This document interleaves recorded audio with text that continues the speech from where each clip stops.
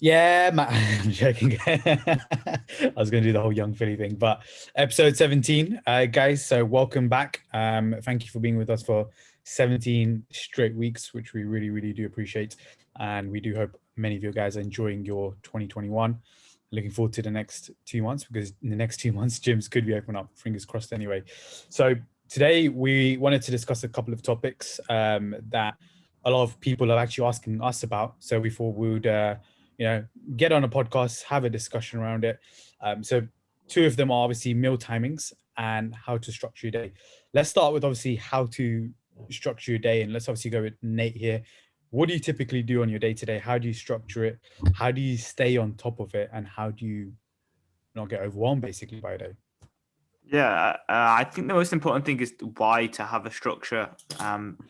It doesn't matter what you have or how you have it. It matters that you have one. I think it just stops any type of reactive nature to things. You're constantly living in that what if this happens or what if that happens, and therefore you're going to create that. Oh no, I need to do this over that, and then priorities are one of those things that kind of match up or miss up depending on your emotional state. So I think firstly, by having that structure or that timing of either food or just structuring your day, it gives you an ease of this is what's happening, and it creates that mental knowledge of like, okay, I've got things set out for the day. Don't need to be too rushed. I've got everything I need to in my day, and it's a bit of a settler.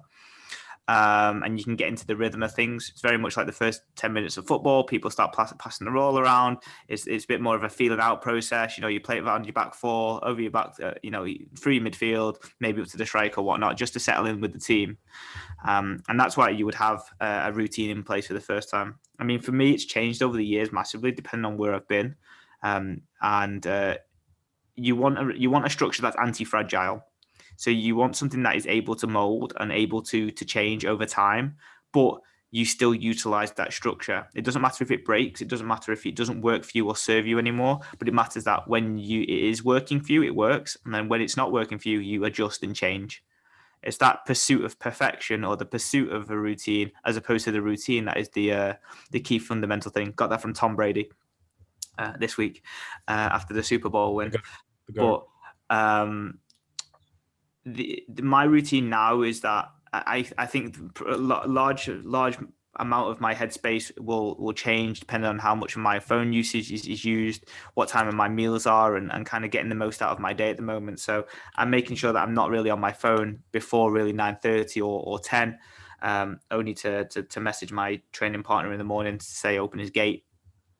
um, and and then the rest of it is just done through doing a bit of work in the mornings. I structure most of my day around my meal times. If I'm honest, I think that's if you can structure it around your meal times and like your bed times. Once you have the bed times in and you have the meal times in, you have boundaries in per se. Even if it's 10-15 minutes for that lunch or dinner or whatever it is, the rest of the day will then flow because you've got these pockets of times where you can structure things in. So my meal timings are like 9:30, 12, 6, and then 8. And then I'll know that after 8 or after that meal, I'll do this, or after 6, I'm going to do this, or before 6, I'm going to do this, or after 12, or before 12, or after 9, or before 9, I'm doing this. So having those as the pursuit is key for me. What about yourself? I was going to ask you a quick question about when you were traveling over time versus now. Like, how did it look when you were traveling? Like, because obviously in different cities, different countries, different time zones on a weekly basis. Um, how did you manage from that perspective? Like, did you have like a checklist? What was going on from that perspective? Oh, it was a shit show at the start, a complete shit show. You never really get into it. Like it took me maybe 4 months of traveling everywhere. Probably the time. Do you remember when I did that stupid thing of putting all my check-ins on one Yeah, day in yeah. Bilbao? When you panicked, Um, right? yeah, and went into panic mode because I had 100 odd people checking in one day, and that was crazy. And I basically started. I got a flight at 7:30 from Heathrow to Bilbao, and I didn't leave my laptop apart from when commuting. But even when I was commuting, I was writing emails all the way to the point of going sinking a bottle of wine in Bilbao because I was so stressed, and I still had to continue doing another 20 check-ins after like 9 p.m. or something like that. It was a very emotional day. to the point of I went into one of those the places where you get like a bottle of wine and some steak on a grill. It literally just buried about 4 desserts, some steak, and a bottle of wine. It was fantastic, and I was like, oh my god, I've still got 20 more to go. But by the time you get into the rhythm of things, you know what kind of works for you. If you're like in somewhere like Australia or any type that's forward, and you're working with UK times, you're more than likely going to be doing the bulk of your work in the mornings. So I knew that if I put it in the mornings, then my afternoons would be you'd be asleep. So therefore, I could afford to wake up at 6, go to the gym at 7, and start work at 7. I'd be done at 2. And when you're done at 2 in Australia, it's half the day still left. It's still sunny. It's beautiful. You go for a walk around Brisbane. You go to Sydney. You go to the beach. You've got a whole day of activities. And then by the time you sleep and wake up, you've got a full inbox. Everyone's already ready and up. And you can just hit the day there. So for me, when I was in a place like that, when it was forward, you would do that, and then it would be the opposite when you were in somewhere in South America or America, where we would literally we'd still do some in the mornings, but we could afford that morning time where we'd go and we'd do maybe 10 till around about 4 or even like 12 till 6, and then we'd go and watch the basketball like we did. We had loads of work to do, so we just we kind of did stuff in the morning anyway because we were on UK time. But the majority, the bulk load of stuff was between the hours of 12 and 6, and then you'd go basketball and wake up again and do 8, and then just have a little bit of a slow morning. Especially when I was in somewhere like why did I want to say Pisa, but not Pisa? It's Peru. When I was in Peru, I'd do majority of the excursions in the morning and be back for 2 p.m. Then just bang out 8 hours of work and then just go to sleep again. So it just changed massively. But I think in the UK, you do spread things over the day a lot more because you're waiting for responses. Whereas when you're in other time zones, you're not waiting for responses. It's literally you've got an email box full. You know exactly what you're doing for the next 8 hours. And this is how many breaks you're going to have. Because if you don't, you're already behind anyway. If you're working on a 24-hour policy or you're working on deadlines, you're by virtue behind slightly, which gives you that edge. It's like, when you're dieting, you're a lot more focused on sleep and a lot more focused on your meal timings compared to when you're in a building phase, because you're like, oh, I'm not that hungry, or I can be afford to be a bit lax. But when you're dieting, it's like, I'm going to have that meal at 6 because if I don't, I'm starving. It's the same process. It's like you're already behind a little bit, and that mentality of behind sharpens your tool. Yep. That would be what I do. I mean, in the UK now, it's a bit more start finish there. It doesn't really matter. You make your own day as well. But I mean, obviously, if you're working in a business that is in the UK based, then you've got to be available at that 9 to 5 region wherever you are. Yeah, I agree with that. I think you will see a rise in let's say traveling, and people working while traveling in the next couple of years, purely because we've kind of been recluse inside. You can work from home now. You can see with most businesses, so there's going to be a period where people can actually just travel and still work. I'll be in Microsoft Teams or whatever, and I do think we'll probably revisit this type of topic in about a year and a half or so. We'll discuss it. We'll discuss things like potentially structures. We never know. It's going to be friggin' huge. Obviously, the online world of trainers, even that sense, people are still, me and Em, we've done it, right? We've done Bali, we've done the places like that, we've done Thailand, we've done Australia, we've done South America. We were early bird to this, and obviously Em did it when she wasn't working, or only a little bit of when she was working for the last couple of years. But before that, it was all travel happy and live in hostels for the good life and drink beer tangs on the beach and stuff. And you're going to see a hell of a lot of it. But I do think everyone will come to that point of what me and Em did, which at some point is that the people that are your friends, unless you're very, very, very ready to get fucking rid of all your friends and all your family, and you're like, let's get shut, you will come back somewhere that is close to home, that will, unless you're willing to make a new life. And that's what it is. I considered staying in Barcelona, but I had no friends and no family. And when you're looking at settling down, when you're looking at a more after the excitement goes, you want family around. And the people that you hate to spend all the day with, I hate to spend all day with my dad and mum, but seeing them once a week at the moment is absolutely glorious. It's great to see that. But you don't get that when you're living on the other side of the world unless you're ready to start a new complete life. So I think everyone will do the same circle for the most part, where if they go away with their wife or their missus or whoever, they can go and stay somewhere. That's fine because you have your own little unit, right? That's why people go to Dubai. It's not too far. People have corporate jobs, and you can go and live there quite happily for 5-10 years. But still, people are coming home to get their kids watched by their grandparents because that means a lot to them.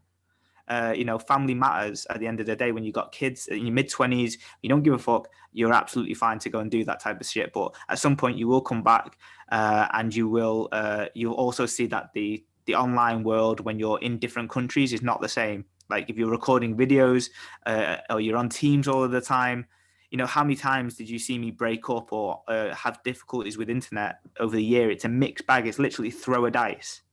Yeah, because you'd be talking and then we'd be like, what did you just say? And you'd be like, oh, here we go, fucking again. Yeah, and it's horrible from both ends of the stick, and like you just end up reducing quality. So unless you go to a co-working space, but even then, co-working spaces in La Paz or Peru, they're not going to be amazing for Wi-Fi anyway. They're just internet cafes. That's what they are.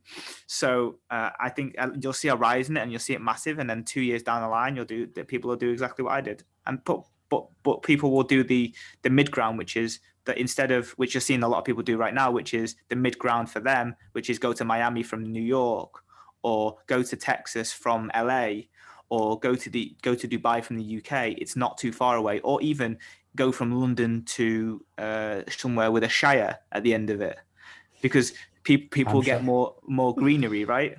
And it's not too close away. Like even me, considering where I live now and Priyanka and stuff, it's like we don't really have to. If we're working online, it's like you don't have to be in London, and people don't have to be in New York. And I know that the New York thing is like, well, fuck New York now. It's great for being there, but the only reason why they went there is to make a name for themselves. But you can't make a name for yourself if everything's short, and the online presence is online presence, isn't it? So you can do that anywhere. I was going to say, like, obviously America's, got Miami, they've got essentially Texas, Florida, all of these different states. England, we can't do that. Like, even if you can, I guess you just said it with, the shires, and you can go to, let's say, the countryside, but it's still not the same, right? The weather's still going to be crap. It's still going to be isolated, and you're still going to be in a situation like, okay, what do I do here? Whereas if you go to Miami, Miami's still open, for example. Like, I would love to go to Miami right now. And I reckon I'd just be like, whoa, this feels like actually pre-2020. That's how it feel like. Yeah, it's just the what they have in America is what we have with European cities and Ryanair. Yeah, but when we go over there, we have to speak a different language, whereas they just have to go to a different place and everyone speaks English. So I think that's probably the larger differences, right? And they get the weather of being able to do that. Yes, it's beautiful like that. Imagine if you could just like jump on a flight and be like, look, we're going to Miami now. I would like that. I would like that. How about you, Em? What's your day-to-day like? How do you structure your day? I'm actually a little bit different than what Nathan do. I actually love getting straight to work in the mornings. I am the most productive.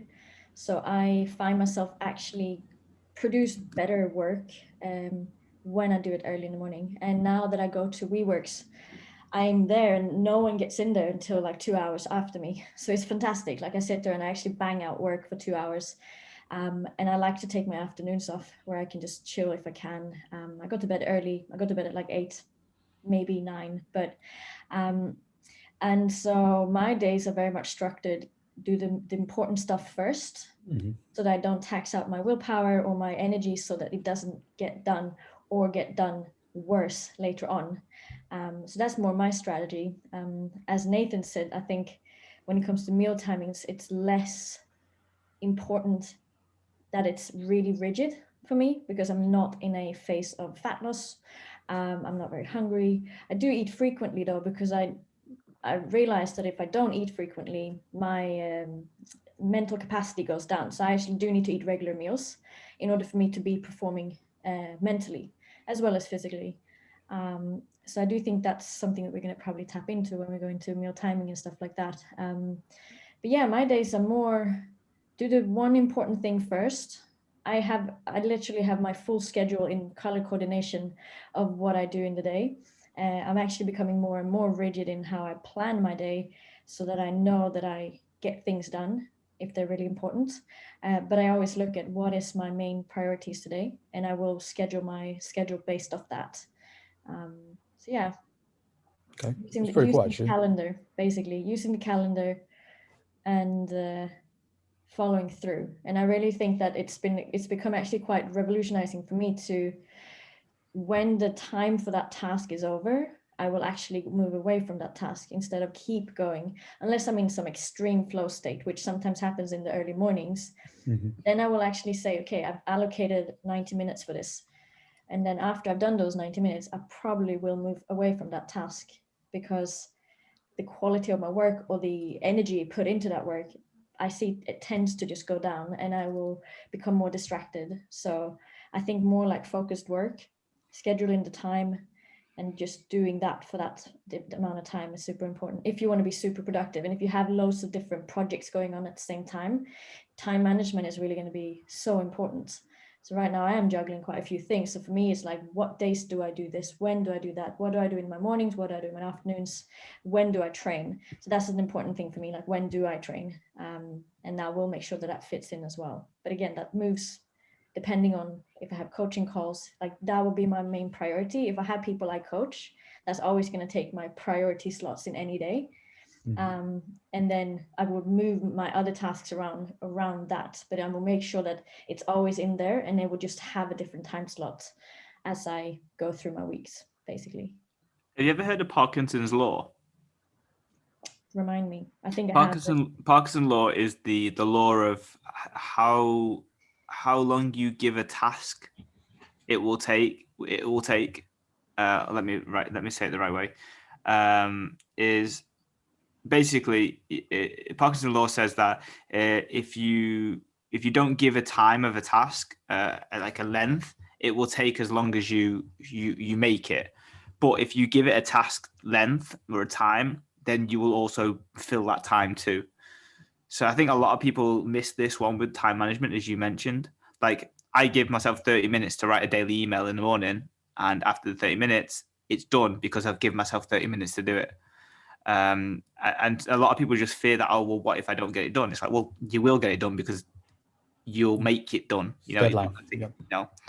And it's the same with all of those tasks in your daytime. It's just simple time, well, not simple time management, but it's like you were saying, if you give yourself an hour and a half to train, you'll train. But if you just say, I'm going to train at 11, you don't have an end date on it. It may be 2 hours, it may be 2.5. You may have a shower, maybe have a 20-minute shower afterwards, and having that Parkinson's law in there is super critical for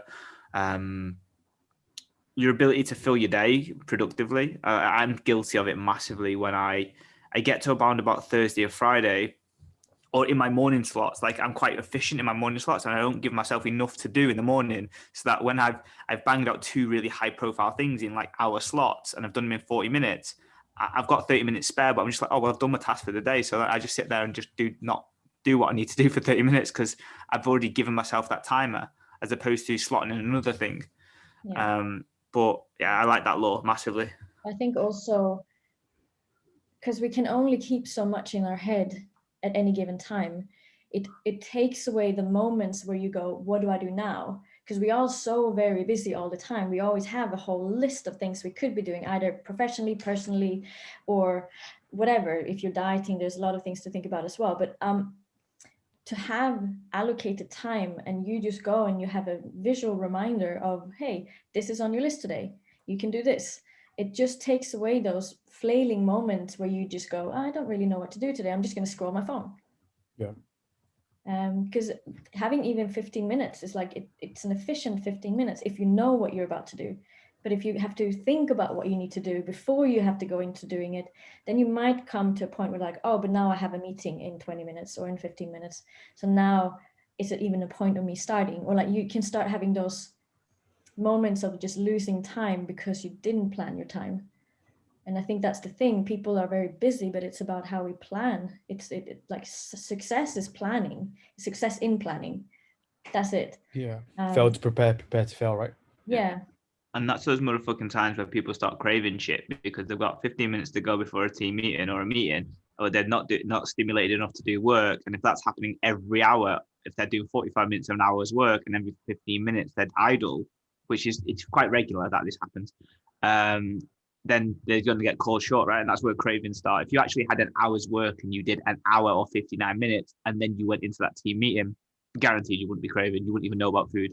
And that's probably the difference between when people say, "Oh yeah, I just didn't eat today because I just got on with the work," versus the people like, "Oh yeah, it was really hard today. I've got loads of cravings and stuff." It's like, okay, well, catch out your dead time. I bet you're 15 minutes into your dead time before this next task that you're giving yourself. If you prepared your day a little bit better and like shuttle things forward, knew that you're going to have dead time here 15 minutes on regular, then that's when that starts to happen, right? 100%. You're right, because a lot of people go through that, where especially now, because they're at home, etc.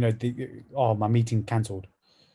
So you're basically an hour, potentially you've done all your tasks and you're thinking, what do I do? Do you either go out for steps, or what do you do in that situation? Some people just kind of look for food. Oh yeah, biscuits were looking at me. I'm gonna have that today instead. So we typically tends to happen. But for me, I structure my day a bit differently. All my structure's been similar from like middle of 2020 to now, where I still focus on one or two things that I want to do for myself in the mornings. So that's always been reading. I've got like a ton of books right here that I like to explore, and I'm like, okay, look, why don't I read this? Whether it's about business, where I've got one book about LeBron over here, about his life. So I'm reading that at the moment. It's quite cool. So for me, I tend to do that for about an hour. Then I look at anything that I need to do from a business viewpoint for an hour as well. So when I look at businesses, okay, what have I got coming up? It's okay, it's clothing, it's this. Have a look at the updates, because obviously it doesn't happen within a day, where I'm like, okay, all of it's done. I just kind of look at the updates, have a look at my Trello board, as a way to kind of look at all my tasks. And then typically I would look at my notifications on my TrueCoach, look at how many I've got going forward, and then I either clear up firstly my notifications, so I don't have to do it for the rest of the day, because obviously after that I can do it within 24 hours, and then I'll get into like check-ins. But I always start my mornings off by kind of, I guess you can call it, looking after yourself, or prioritizing your own kind of situation when it comes down to like reading books. Or I remember Nate used to do whole Spanish, right, languages before check-ins. So for me, I was kind of stuck to that kind of model. Now you can probably do a lot more of that, purely because it's not like it's slightly different. You're just indoors most of the time, right? Or you're going to be at home, so you can, if you want to read later in the day, you could. But I've always kind of stuck to that morning slot. I'm also quite productive in the morning, so I'm kind of thinking about, do I switch that up, and do I just let go of that and then I start work, and then afternoon is a bit freer, and then I can get into potentially reading a book, or reading about something that I'm quite interested in. But we'll obviously have a look at it. But I've kind of stuck to it, and it's kind of been okay for about good 8-9 months now. Yeah, I think I've done all the ones where you get into work straight away, and done the one where you do some of your own stuff in the morning yourself. And I think as long as it's not your main task of the day, so for us that would be primary check-ins, right? That would be, or calls, or either one. As long as I think if you're not going into that task, then you're fine. Yeah. And as long as you've got the things in, like the businessy side, or you've got the deep work where you need to focus and be creative, if you've got that in, then that's great. And you just have to look at whether you're optimal in that space or not. Like if you're coming to 3 p.m. in the afternoon and you're like, right now I need to go and write this blog or landing page or article, and then you basically sit there for an hour and you can't think, then probably it's not the right time to do that. But at the same time, is that if you feel like, I need to give myself that time in the mornings because, hey, it's what I want to do. And this is, it's at the end of the day, it's like, how do you want to run yourself? If you want to feel like I've done an hour's worth on myself before I do everything else, then damn, that's going to make you empowered to do the rest of your day. Because I know for me, when I did that Spanish stuff and did that workout stuff, when I felt empowered going in today, knowing that I wasn't chained to just one thing, or my identity wasn't just I get up and I work and then I go home and I sleep. So getting that win in the morning felt really big for me, because I was like, I'm actually doing shit outside of work. Like for me, that'd been a big thing over the years, where I'd just done work and work and work, and that was it. But now I'm like, oh yeah, I'm learning Spanish. I'm having my lesson in the afternoon. I'm doing an hour in the morning. I'm reading. I'm sitting on my balcony in Barcelona, like enjoying this like scenic view. And then I'm like, yeah. Then I go to the co-working space. Then I work my balls off. Then I come back. Then I do a little bit in the evenings, and then I sleep. So it's like, what do you want to feel like? If you want to feel quite empowered as a person, I think doing stuff for yourself in the morning, then it is important.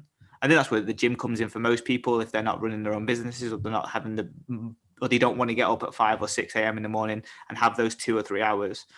But imagine if everyone got up at 6 and didn't have to work till 9, and they had 2 hours of their own time beforehand, how great they would feel every day if they utilize that time efficiently.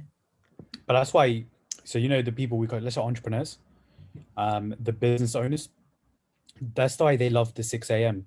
like gym session, because of that element of like, I've had 2 hours to myself. I feel amazing. And especially if you're going through, let's say, a fat loss journey, right? You've lost over 10 kilos straight away, and you're doing the same routine over and over again. But you're only looking better as time goes on. You're just going to feel way more confident. And then the rest of your day is set up by just you being a lot more productive. When you go through a journey like that as well, you feel so empowered that you can do anything. So that's how we've seen it before, where entrepreneurs, they come to us, they speak to us, etc. 10 weeks, 12 weeks down the line, they're like, wow, I absolutely love this. And it's revolutionary to them. They go tell like 6 of their friends and so on, because it's like a hack to them. But in reality, it's just, you just structured your day a bit better. And you've literally just got, clarity. You have clarity and structure within your own training sessions, or, your own program going forward, which is quite fascinating as well. But let's finish off with a couple of basically, things that you'd give to people where, what would it be? Any hacks, any tips basically that you would give to people when it comes down to structuring their day?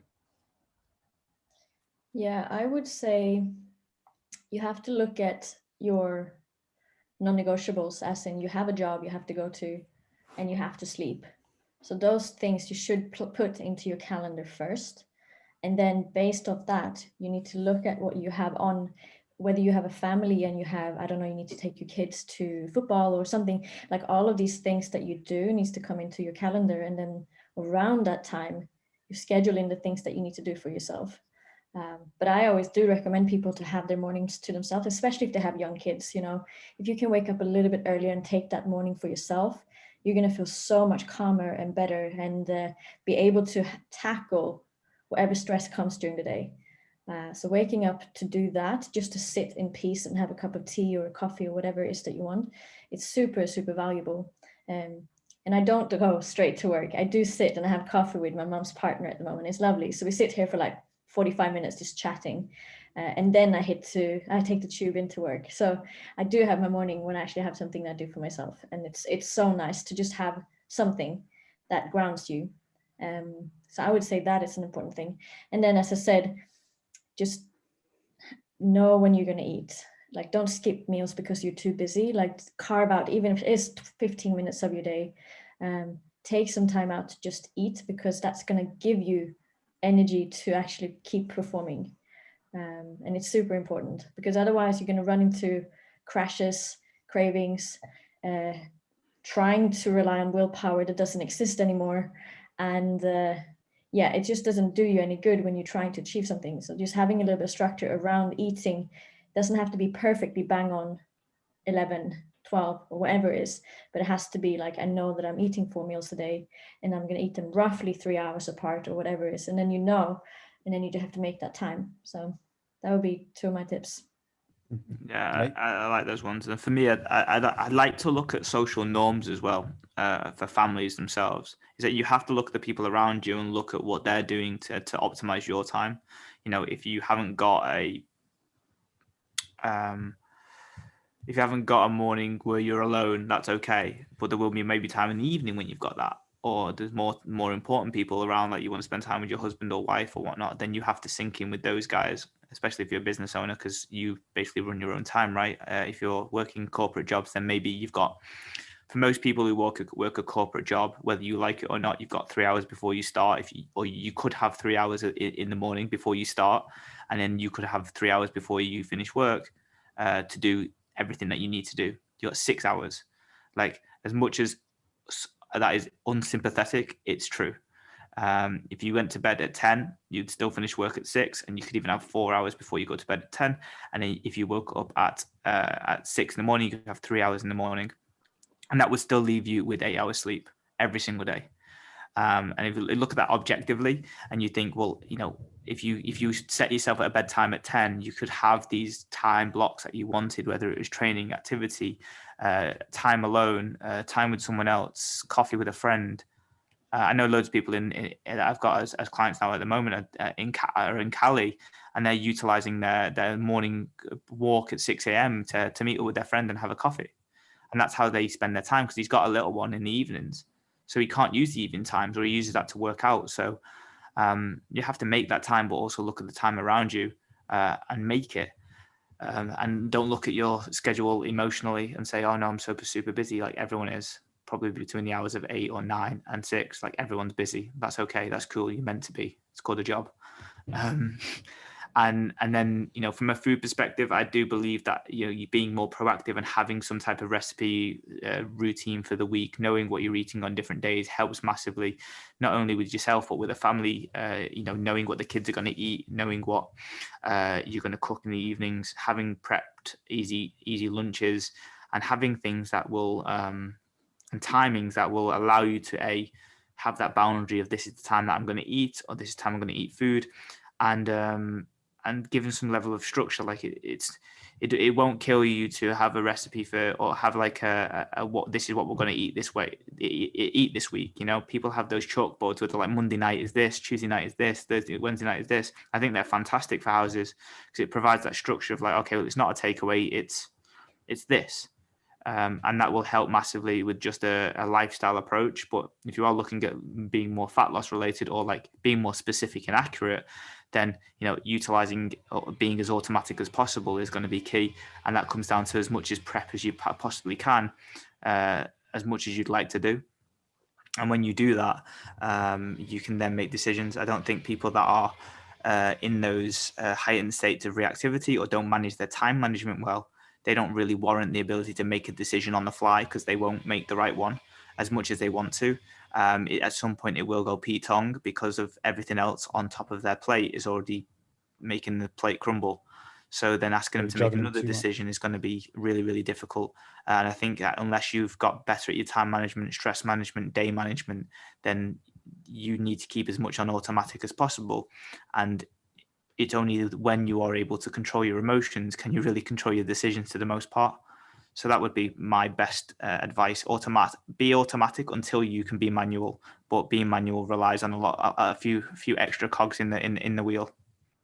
Yeah, I think for me would be, if people out there do have like a day, to-do list and daily to-do lists, try and keep it quite small. I don't think, for a lot of people, sometimes they overwhelm themselves with like over 10 tasks, and suddenly they don't do it by the end of the week. They're like, I'm done, I'm a failure, etc., etc. So try and keep it maybe to 3 if you could.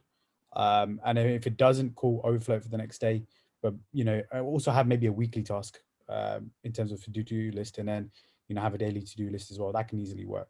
Another one would be, because there's a lot of people working from home now, and I'm kind of used to it, but I think taking regular breaks. I think sometimes I've seen a lot of people where they're like, oh, I can't even get steps in now. And I'm like, so what do you do typically? It's like, yeah, I'm just working a lot, and I've got this, I've got that going on. And I'm like, yeah, but most people still take a break regardless, right? You're taking lunch breaks, you're taking this break here. You could afford to take a half an hour break if you wanted to. So I think with most people who are working from home, and I've seen it a lot more now than, I don't know if you guys saw it previously back in like maybe 2019. I don't know how much, obviously back then it was a bit different because you're in an office environment, but even then some of them are not necessarily working, they're just having a chat or something like that, and then perceived work, right? So when you're in an environment, you think you're working because everyone else is doing the same thing, but in reality, it's just mainly you're having a chit chat after 3 o'clock and you're like counting down till 5. Now it's more people working past 5 and they're working till 7, 8. I've seen people work till 10 o'clock these days. And I'm like, what is going on. And again, most of them aren't even taking a break. They're like, I want to get ahead of the next day. We spoke about this previously, right? About getting ahead of the next day, but having also boundaries within your own schedule is going to be crucial, mainly with work, because a lot of people at the moment are working, you know, you can call it perceived overtime, you can call it overtime anyway, but I think just taking regular breaks is probably my advice, and keeping your to-do list small rather than, you know, let me overwhelm it, basically. Cool. That was awesome. Perfect. So until next week, have a great one and stay safe. Au revoir. Massive ED. Au revoir.